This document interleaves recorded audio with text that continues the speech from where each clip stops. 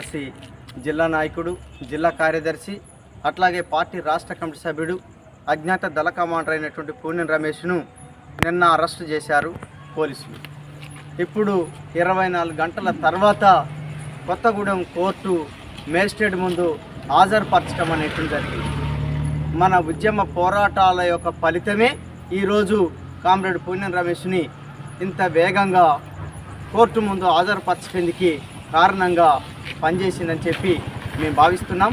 Comrade Poonem Ramesh arrest అయినంత మాత్రాన, జైళ్ళల్లో కేసులు పెట్టి నిర్బంధించినంత మాత్రాన ప్రజా ఉద్యమాన్ని వదులుకోలేం, ప్రజా పోరాటాలను వదులుకోం, ప్రజా సమస్యల కోసం పోరాడతాం, విప్లవోద్యమ రాజకీయాన్ని ముందుకు తీసుకెళ్తామని చెప్పి ఈ సందర్భంగా తెలియజేస్తున్నాం.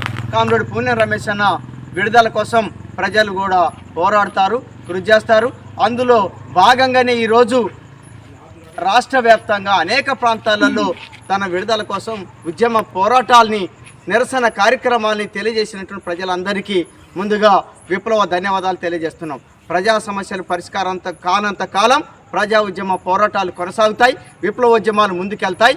నిర్బంధాలు, అరెస్టులతోటి, అక్రమ కేసులతోటి ఉద్యమాల్ని వెనక్కి కొట్టాలని చెప్పి గత పాలకులు, ముఖ్యంగా టీఆర్ఎస్ ప్రభుత్వం, కేసీఆర్ ప్రభుత్వం ప్రయత్నం చేసింది.